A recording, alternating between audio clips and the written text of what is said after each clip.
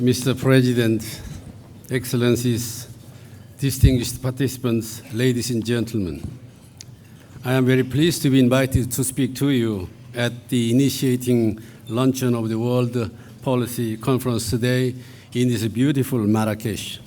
I would like to thank Thierry de Montbrial for his invitation and also very kind words of introduction.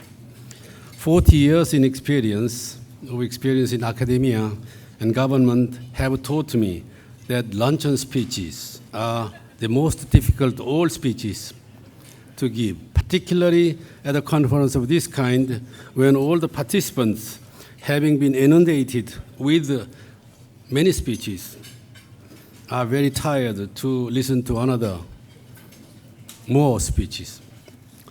Indeed, I agree to the saying that whoever invented the concept of luncheon speech, he or she did not know much about either the speeches or the luncheon.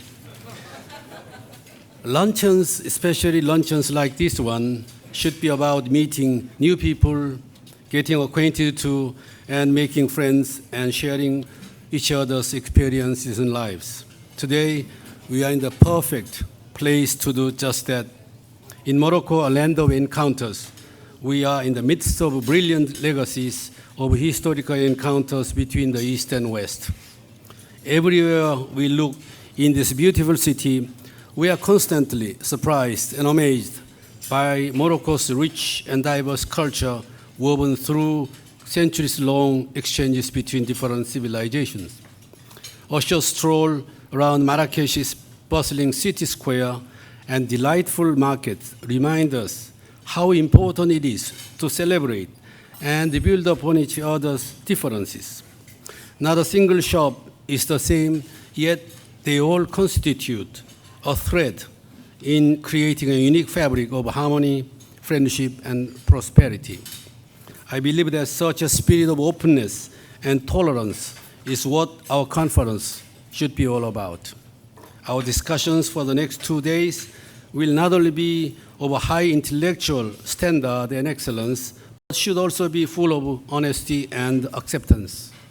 We may differ in our views, yet we will be united in the resolve to tackle the pertinent issues that need to be addressed for the sake of peace, security, prosperity, and welfare of the humanity now and in the future.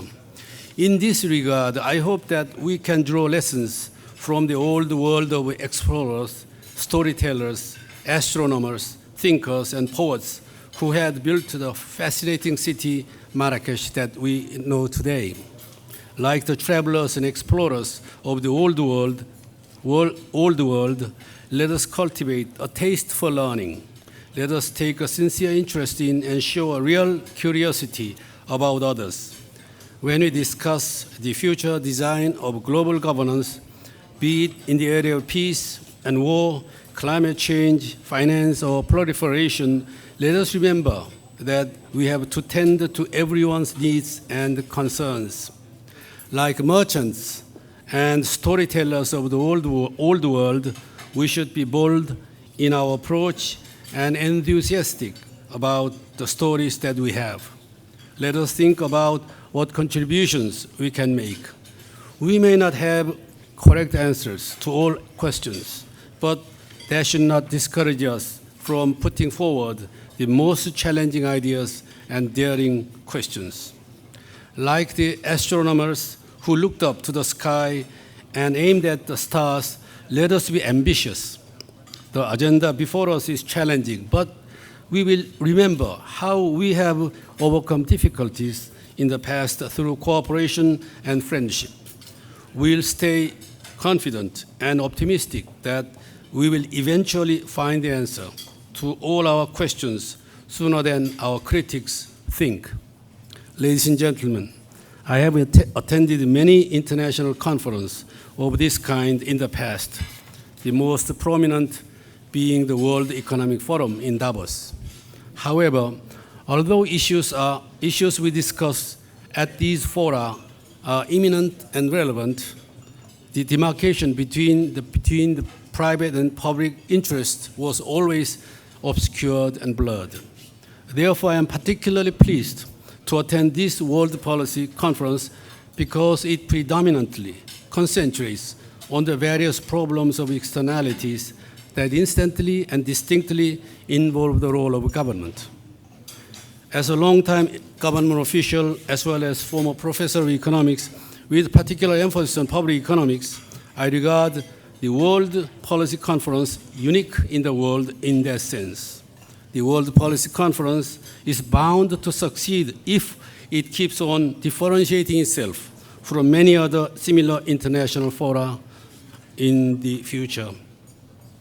I sincerely hope that this year's World Policy Conference and its annual successor will greatly contribute to the innovation and development of public governance, be it national, regional, or global, for the sake of humanity. Now, going back to the earlier part of my speech, today's luncheon is about getting to know more about one another. Hence, my concluding word as a guest luncheon speaker today is a simple one, to remind you of this simple message that we are all friends today and we keep our friendship for many years to come. Please enjoy your lunch. Thank you very much. Shukran ala istiamaikun. Thank you.